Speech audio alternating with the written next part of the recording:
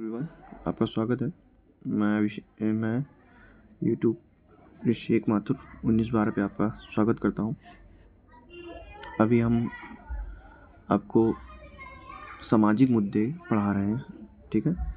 और हम इसमें चौथा अन्य सुवेद समूह, इसके बारे में भारत में जनजाति संख्या, ठीक है। ये जो PDF है विजन IAS का मेंस 365 है। इसमें से हम आपको ये भी जो UPPSC मेंस चल रहा है उसके लिए डेटा वगैरह याद हो जाएगा, ठीक है। आप सिर्फ जुड़े रहिए। अगर आपको याद ना हो ना, मतलब याद करा के ही जाना आपको, क्योंकि PDF तो कहीं भी मिल जाएगा, ठीक है। इसलिए आप इस चैनल पे जो आए हैं, ठीक है। तो हम लोग इसमें अब बात करते हैं क्या है अन्य उभय संबंध। भारत में जनजातीय समुदाय किसी विशिष्ट सामाजिक समुदाय सांस्कृतिक पहचान वाले समूह होते हैं। ये अपने निवास स्थान, भूमि और ये क्या है, ये अपने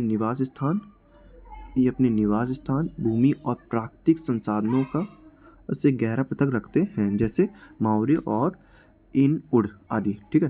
तो भारत में जनजातीय समुदाय किसे कहते हैं? जनजातीय समुदाय वो होते हैं जो विशिष्ट सामाजिक और सांस्कृतिक पहचान वाले समूह। तो जनजातीय समुदाय कौन होते हैं? जिनकी विशिष्ट सामाजिक और सांस्कृतिक पहचान होती है। वे अपने निवास स्थान की भूमि और प्राकृतिक संसाधनों में गहरा पैतृक और सामूहिक संबंध रखते हैं। तो अब हम इसको रिवाइज करते हैं। जनजातीय समुदाय क्या होते हैं? विशिष्ट सामाजिक और सांस्कृतिक पहचान वाले समूह होते हैं। जनजातीय समुदाय क्या होते हैं? जो विशिष्ट सामाजिक और सांस्कृतिक पहचान वाले समूह होते हैं, जिनकी अपनी परंपराएं, रीति रिवाज और संस्कार होते हैं, ठीक है। वर्तमान स्थिति की अगर हम बात करें, 2011 की जनगणना के अनुसार अनुसूचित जनजाति की आबादी कितनी थी? 10.45 करोड़ टोटल। हम बस ये 10.45 करोड़ की जरूरत नहीं है, हम ऐसे याद कर लेते हैं। 2000 जनगणना के हिसाब से कुल जनसंख्या कितनी? 8.6% थी। और अनुसूचित जनजाति कितनी थी? 46.6। आबादी गरीबी रेखा से नीचे यापन कर रही है। इसका ये देखिए, ये अब आप मेंस लिखेंगे ना, ये जो इम्पोर्टेंट ट्राइबल हेल्थ रिपोर्ट, ठीक है, ट्राइबल हेल्थ रिपोर्ट 2011। तो हम इसमें याद करेंगे वर्तमान स्थिति क्या है इसमें 2000। प्लीज़ आप लोग जब भी इसको मतलब रिवाइज करें ना, जैसे मैं अभी ऊपर इसको कर देता हूँ, इसको तो ऐसे कर सकते हैं, लेकिन मैं आप लोग भी ऐसे ही मतलब आंख बंद करके इसको रिवाइज कीजिएगा। मैं भी आपके सामने ऐसे ही रिवाइज कर रहा हूँ। तो 2011 की जनगणना के अनुसार हमारी ST जो कम्युनिटी थी वो कितनी थी? 8.6%। कितनी थी? 8.6%। 2011 की जनगणना के अनुसार कितनी ट्राइबल थी? 8.6%। और अनुसूचित जनजातियों की 40.06 जो 40%, सीधे मोटा याद करना, 40% जो थे वो गरीबी रेखा से नीचे जीवन यापन कर रहे हैं, ट्राइबल हेल्थ रिपोर्ट के अनुसार। कौन सी रिपोर्ट? ट्राइबल हेल्थ रिपोर्ट के अनुसार, ठीक है।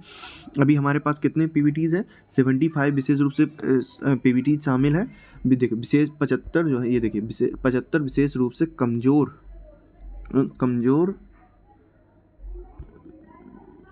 एक सेकंड हाँ 75 विशेष रूप से कमजोर जनजाति समूह हैं, ठीक है। कृषि से पहले तकनीकी कम साक्षरता, जो मतलब PBTs हैं उनमें क्या होगा? कृषि युग से पहले तकनीकी कम साक्षरता, आर्थिक पिछड़ापन, ठीक है, घटती जनसंख्या है। क्यों कमजोर जनजातीय समूह है? क्योंकि जो मतलब उनके पास कृषि तकनीकी नहीं है, कम साक्षरता है, आर्थिक पिछड़ापन है, ठीक है। ये है समस्याओं की अगर हम बात करें, इनके पास क्या है? पहचान खोने का संकट है, जबरन विस्थापन, जलवायु संवेदीता है। अभी हम आजकल बहुत ही सारे देख रहे हैं मतलब कि जो जनजातीय समूह है वहाँ पे हम विकास कर रहे हैं। तो विकास हो रहा है तो वहाँ पे जनजातियों का मतलब जंगल ज़मीन हम काट रहे हैं, तो होगा क्या? वहाँ पे पहचान खोने का उनका संकट, जबरन विस्थापन, जलवायु विविधता है, निम्न साक्षरता दर पाई जाती है। जो ST कम्युनिटी है उसमें साक्षरता दर, लिटरेसी रेट 59% है, जबकि समग्र साक्षरता दर भारत की कितनी है? 70% है, ठीक है। यहाँ पे निम्न साक्षरता दर पाई जाती है, कितनी पाई जाती है? 59%। फिर से याद कीजिए, आपकी 2011 की जनगणना के अनुसार ST की आबादी कितनी थी? 8.6%। और गरीबी रेखा से नीचे जो जीवन यापन कितने लोग कर रहे हैं? ट्रैवल हेल्थ रिपोर्ट के अनुसार 40% कर रहे हैं। हमारी PBT जो विशेष रूप से कमजोर जनजातीय समूह कितनी है? उनकी संख्या 75 है, ठीक है। इनकी साक्षरता दर कितनी है? 59% है। स्वास्थ्य की अगर बात करें, अनुवांशिक विकास और इन्हीं के पास तीसरा स्वास्थ्य बोध क्या? कुपोषण, गैर संचारी रोग और बीमारी लत होती है, ठीक है। अब संविधान में हमारे क्या क्या प्रावधान किए गए हैं? इसको हम जरा देखते हैं। देखिए संवैधानिक प्रावधान अनुच्छेद 342, अनुच्छेद 342 किससे संबंधित है? एक मिनट, ये रहा हाईलाइटर। अनुच्छेद 342 जो है अनुसूचित जनजातियों से संबंधित सूचना है। अनुच्छेद 342 किससे संबंधित है? अनुच्छेद 342 जनजातियों से संबंधित सूचना है। अनुच्छेद 275 क्या है? अनुसूचित जनजातियों के कल्याण को बढ़ावा देने के लिए विशेष प्रावधान है, विशेष अनुदान। क्या है? विशेष अनुदान है, विशेष अनुदान याद रखिएगा। अनुच्छेद 338 क्या है?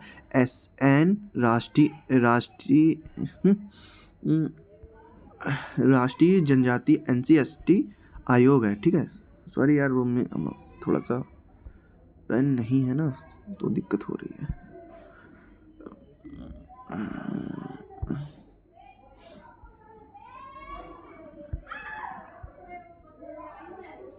ठीक है, तो हमें तो क्लियर हो रहा होगा। अनुच्छेद 342 क्या है? अनुसूचित जनजातियों से संबंधित सूचना है। अनुसूची नंबर 5 और 6 किससे संबंधित है? ये आपके अनुसूचित जनजातियों से। अनुच्छेद 275 आर्टिकल 275 क्या बोलता है? जो अनुसूचित जनजाति के कल्याण को बढ़ावा देने के लिए विशेष अनुदान है। और NC/ST आयोग कहाँ बना है? अनुच्छेद 338A आर्टिकल 338A में है, ठीक है। हमारे सरकार ने कानूनी उपाय क्या क्या हो सके? पंचायती समिति, पेसा एक्ट जानते हो? पेसा एक्ट 1996, पेसा एक्ट 1996 बना था, ठीक है। जो कुछ ट्राइबल के लिए बनाते, जो आप पंचायती राज संस्थाओं को उपबंध कराने की बात की थी। वन अधिकारों की मान्यता की बात हुई है, ठीक है। और उसके बाद अपना ये देख सकते हैं सरकारी योजना है, एकलव मॉडल आवासीय योजना है, एकलव EMRS वाले सुनते हो, EMRS की जॉब निकल रही है आप लोग, ठीक है। प्रधानमंत्री वन बंधु विकास योजना, ठीक है। प्रधानमंत्री आदर्श ग्राम विकास योजना, ठीक है। प्रधानमंत्री खनिज कल्याण विकास योजना, प्रधानमंत्री खनिज कल्याण विकास योजना। तो अब हम यहाँ पे एक बार रिवाइज कर लेते हैं, ठीक है। आप लोग ये बताइए सबसे पहले एक आर्टिकल कौन कौन से थे इससे संबंधित, ठीक है। आर्टिकल है आपके 342, और सोचिए वो कौन सी अनुसूची कौन सी थी? 5वीं और 6वीं, ठीक है। और फिर इसके बाद हम बात करते हैं अनुच्छेद 342 था, 5वीं 6वीं थी। अनुच्छेद 275 उसमें अनुदान की बात की गई। हमारे कानूनी उपाय कौन कौन से? एक तो पेसा एक्ट 1996 है, उसके बाद वन अधिकारों की मान्यता नियम 2006 है, उसके बाद SC/ST अत्याचार निवारण अधिनियम 1989, SC/ST अत्याचार निवारण अधिनियम 1989 है, ठीक है। गिनती में लीजिए, पेसा है 1996 है, ठीक है, 1996 है। पेशा है, SC/ST है। एक तो तीसरा क्या है? वन अधिकार अधिनियम 2006 है, 2006 है, ठीक है। एक अत्याचार निवारण अधिनियम है। और हमारे सरकार द्वारा इसके लिए क्या क्या उपबंध किए जा रहे हैं? सरकारी योजना कौन सी है? एक तो EMRS योजना, इसको नाम क्या होगा?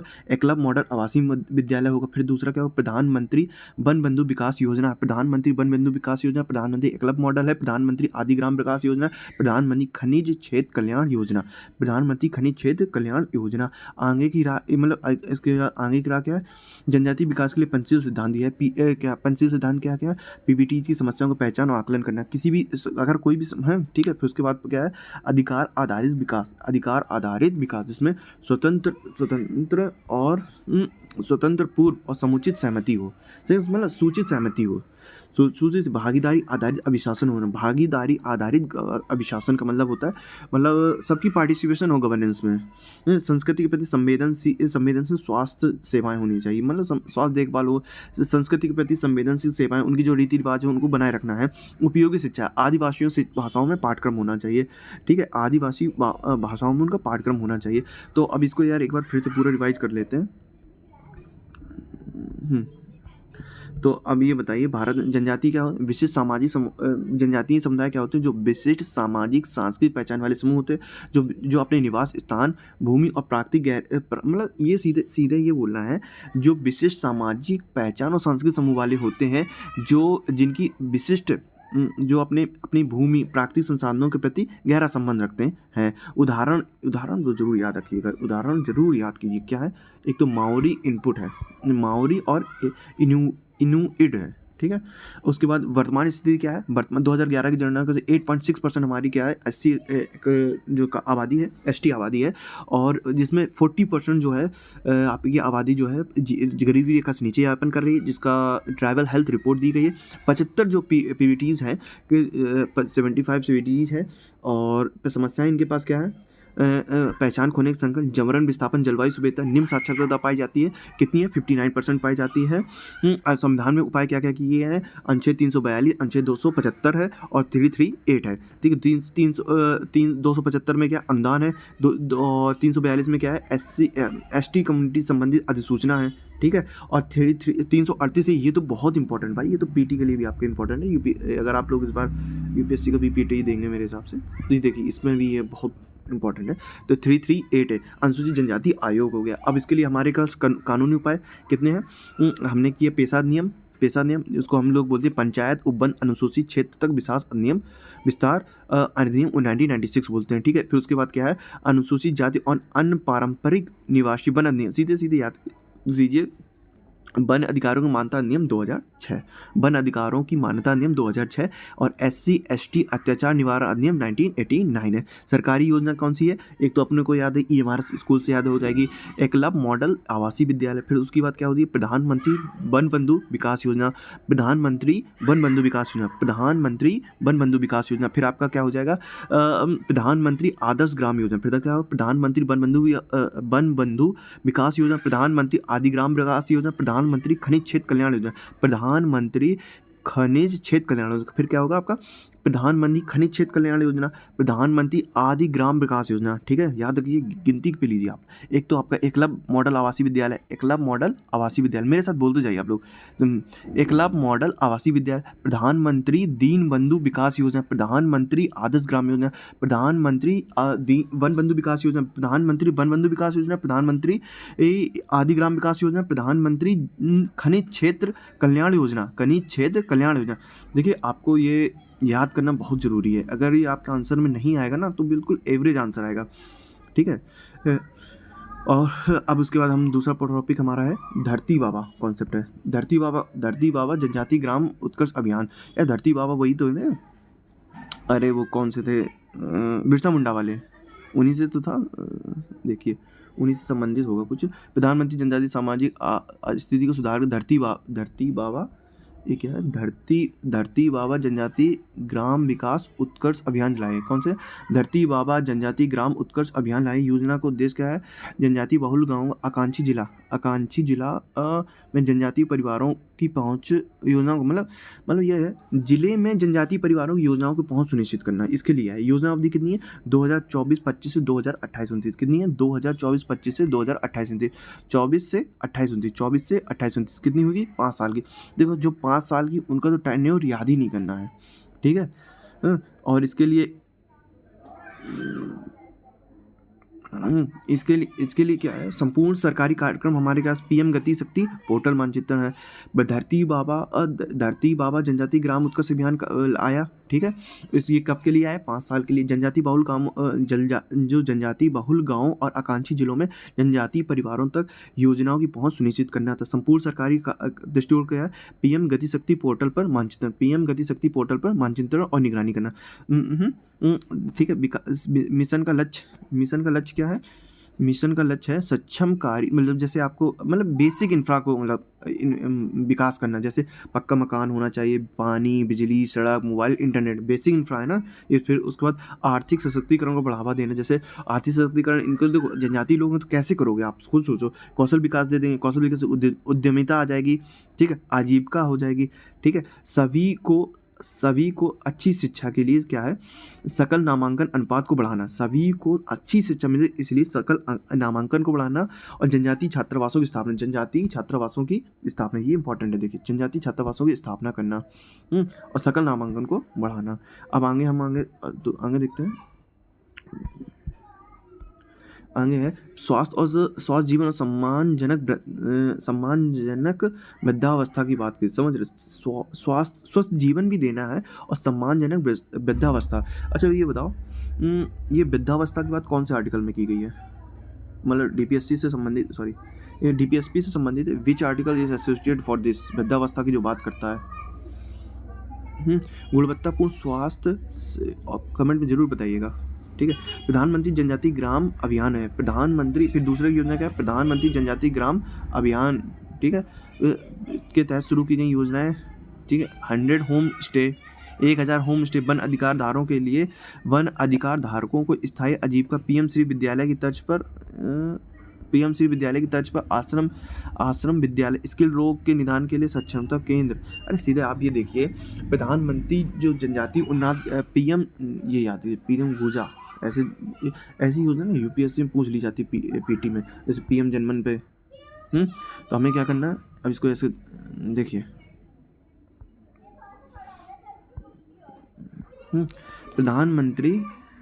प्रधानमंत्री जनजाति उन्नत ग्राम अभियान शुरू हुआ। इसमें हमने क्या, 1000 होम स्टे करा दिए गए, ठीक है। फिर उसके बाद पीएम श्री विद्यालय जो हुआ था उसकी तर्ज पे आश्रम विद्यालय की पे स्किल सेल रोग की निदान के लिए बात कर दी। 1000 जनजाति बहुउद्देशीय विपणन केंद्र स्थापित, 1000 जनजाति बहुउद्देशीय जो है विपणन केंद्र, 1000 जनजाति बहुउद्देशीय विपणन केंद्र को स्थापित किए जाएंगे। पीएम जो इसका निष्कर्ष क्या होगा, प्रधानमंत्री, सीधा ये समझो यार, धरती बाबा कार्यक्रम आ गया, ठीक है। धरती बाबा जनजाति ग्राम उत्कर्ष आ गया, ये 5 साल के लिए आया गया। इसका उद्देश्य क्या था कि हमें बेसिक इंफ्रा की प्राप्ति होना चाहिए, जैसे मकान, बिजली, सड़क, मोबाइल, इंटरनेट, ठीक है। और हमारे कौशल विकास होना चाहिए, कुल मिला आर्थिक सशक्तिकरण, कौशल विकास, उद्यमिता, आजीविका, और आपके पास जो है टीएमएमसी से मतलब जनजाति बहुउद्देशीय विपणन केंद्र होना चाहिए, मतलब ट्राइबल के लिए मार्केटिंग मैनेजमेंट होना चाहिए, समझ गए, ये होना चाहिए। और उसके बाद सभी को स्कूलिंग में भागीदारी सुनिश्चित कराना। इसी के साथ साथ वृद्धावस्था के लिए सम्मानजनक जीवन की बात की गई। प्रधानमंत्री जनजाति उन्नत ग्राम अभियान आया, प्रधानमंत्री उन्नत ग्राम अभियान आ गया, जिसे पीएमजीयूजीए के तहत शुरू की गई। इसमें योजना कई सारी हैं, उसमें कुछ 2-4 भी याद रहेंगे तो आपको बहुत काम आ जाए। जैसे 1000 होम स्टे है, ठीक है, जिसमें मैं अगर याद करूँगा तो मैं 1001 होम स्टे वन है, ठीक है, याद कर लिया। उसके बाद है पीएम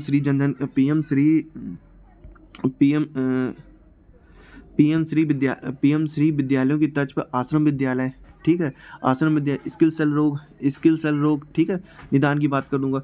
100 जनजातीय उद्देश्यों विपणन केंद्रों की स्थापना करना। बस इतना, बस आप भी तैयार कर लीजिए, ठीक है। उसके बाद निष्कर्ष लिख देंगे, हो गया आपका। अब आगे बढ़ते हैं। जनजातियों के खिलाफ अत्याचार कितना है इसमें, 4-5, बस थोड़ा सा है बस।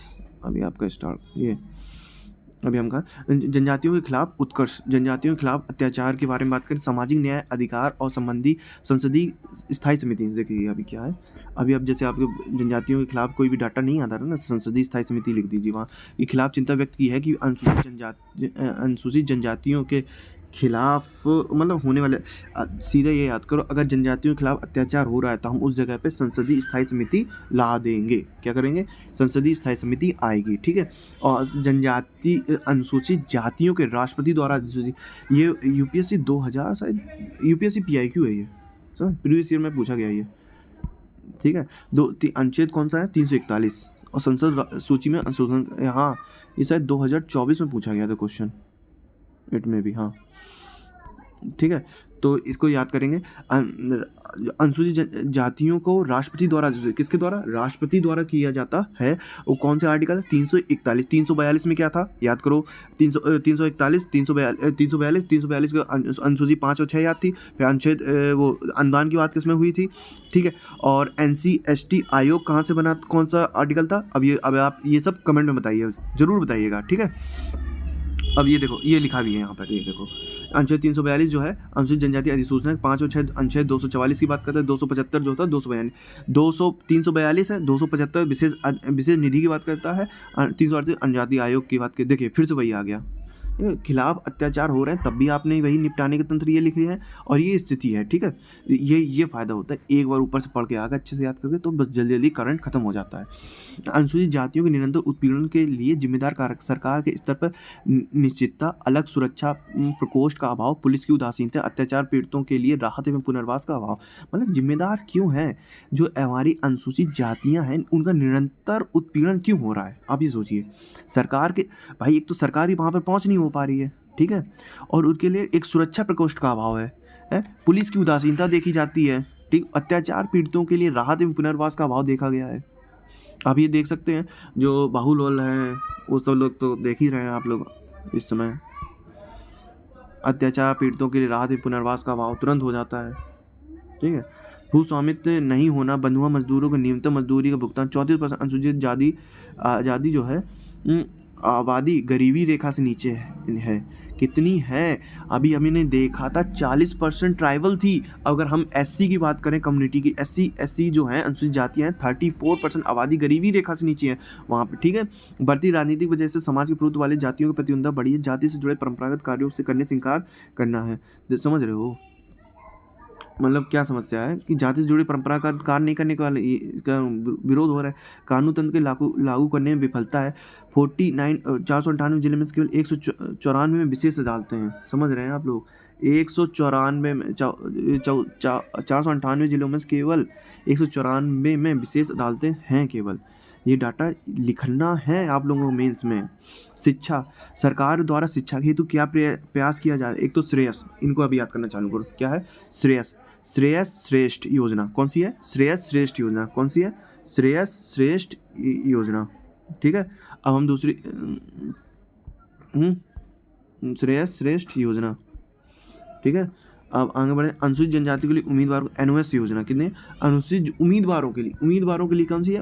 एनओएस योजना। उम्मीदवारों के लिए कौन सी? एनओएस योजना। और सशक्तिकरण के लिए हमने क्या किया है? ऋण। अब देखो, आर्थिक सशक्तिकरण के लिए हमारे पास क्या क्या विकल्प है? देखिए, ये क्या? ऋण की गारंटी योजना, पीएम जय, ठीक है। अनुसूचित जनजातियों का पीएम जय। और अम्बेडकर एनएफडी यार ये क्या हो गया, सॉरी, हाँ ये यहाँ पे थे। NSFDC है, Ambedkar social innovation and incubation mission, ठीक है। आप ज़्यादा यहाँ मत याद कीजिए, मैं बताता हूँ, दो याद करते हो, बस ज़्यादा नहीं। मैं रुक जाइए, हाईलाइट करता हूँ आपके लिए। आपको एक तो याद कर दें, ऋण गारंटी के लिए प्रधानमंत्री अजय प्रधानमंत्री क्या है भाई? अनुसूचित जातियों के लिए हमने प्रधानमंत्री जय गारंटी के लिए। फिर अब देखो, अनुसूचित जनजाति आया तो अब हम अम्बेडकर को भूल ही नहीं सकते। क्या है? Ambedkar social innovation and incubation mission, ASIM। बस दो याद कर लीजिए, ठीक है। हाथ से मैला ढोने की प्रथा को हमने समाप्त करने के लिए क्या किया? हाथ से मैला ढोने के लिए हमने नमस्ते योजना ला दी। क्या चीज? नमस्ते योजना। नमस्ते, हाथ से मैला उठाने की प्रथा को उन्मूलन के लिए हमने क्या किया? नमस्ते योजना ला दी, ठीक है। अब ये देखो, और हमारे लिए पास क्या था? एक तो श्रेष्ठ और श्रेष्ठ योजना था, और शिक्षा के लिए हमने क्या? एनओएस योजना ला दी, ठीक है। अभी हमने ऊपर भी देखा, सॉरी कैसे, अभी हमने ऊपर भी देखा था, जो जैसे देखो ये है, जाति आधारित अत्याचारों के निवारण के लिए हमने पेशा अधिनियम 1996, वन अधिकार अधिनियम, देखो फेरा FRA, वन अधिकार अधिनियम 2006, और SC/ST अत्याचार निवारण अधिनियम 90। अगर हम सरकारी योजनाओं की बात करें तो कौन सी? एकलव्य मॉडल आवासीय विद्यालय इमारत, PM वन बंधु विकास योजना, PM वन बंधु विकास योजना। याद करो यार, इनको लिख के बार याद करो, जिस समय बोल रहा हूँ वैसे याद करो। पर एकलव्य मॉडल आवासीय विद्यालय योजना, एकलव्य मॉडल आवासीय विद्यालय, PM वन बंधु विकास योजना, PM वन बंधु विकास योजना। आंखें बंद करो, PM वन बंधु विकास योजना। फिर क्या थी? PM आदि आदर्श ग्राम योजना। फिर कौन सी थी? PM आदि आदर्श ग्राम योजना, PM खनिज क्षेत्र कल्याण योजना, PM खनिज क्षेत्र कल्याण योजना। फिर दोबारा बोलिए, क्या थी? एकलव्य मॉडल आवासीय विद्यालय था। कौन सा था? एकलव्य मॉडल आवासीय विद्यालय थी। PM वन बंधु विकास योजना, PM आदि आदर्श ग्राम योजना, PM बंधु विकास योजना, PM आदि आदर्श ग्राम योजना, PM खनिज क्षेत्र। याद हुआ कि नहीं? PM आप जाओगे, बन गए वन बंधु बनोगे, PM बन गए आदर्श ग्राम योजना ले, PM होगा खनिज कल्याण करोगे, ठीक है। अब आंखें बंद करके आपको याद करना। आर्थिक सशक्तिकरण के लिए हमने SC के लिए क्या किया था? तो एक तो हमने उससे जुड़ी थी ना, अम्बेडकर जी से जुड़ी थी, तो Ambedkar social innovation and incubation mission लाए थे, ठीक है। ASSIM लाए थे। फिर उसके बाद प्रधानमंत्री अजय लाए थे, आर्थिक सशक्तिकरण के लिए। और उसके बाद हमने पास शिक्षा के लिए हम लोग क्या लाए थे? श्रेय और श्रेष्ठा लाए थे, और NOS योजना आई थी, ठीक है। अब आगे क्या है? कल्याणकारी योजना के परिणामस्वरूप लक्ष्यों के साथ निधियों का कुशलतापूर्वक उपयोग करना चाहिए, ठीक है। निधियों की कुशलतापूर्वक की बात कर दी, ठीक है। और ये ज़्यादा अच्छा है,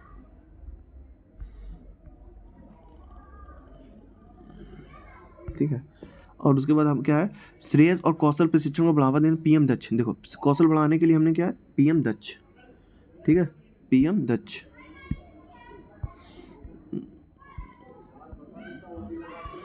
ठीक है, उसके बाद सरकारी अधिकारियों, पुलिस, न्यायपालिका के प्रति जाति संवेदना सूचना को प्रशिक्षण देना। सीधा क्या है, जाति, देखो ये जो पॉइंट जो दिख रहे हैं ना आपको, बड़े ही सरल लिखते हैं, पुलिस अधिकारियों, पुलिस न्याय, जाति संवेदना। सच में जब आप आंसर राइटिंग कर रहे होंगे ना, याद ही नहीं आते हैं।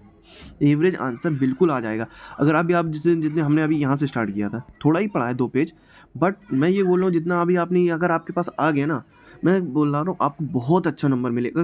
एवरेज जो 10 नंबर और 15 नंबर दो उसमें आता है यूपीएससी में, तो वैसा ही है। ठीक है, अब हम दिव्यांगजन पे कल करते हैं। ठीक है, ठीक है, अगर आपको पसंद आया तो लाइक कीजिएगा।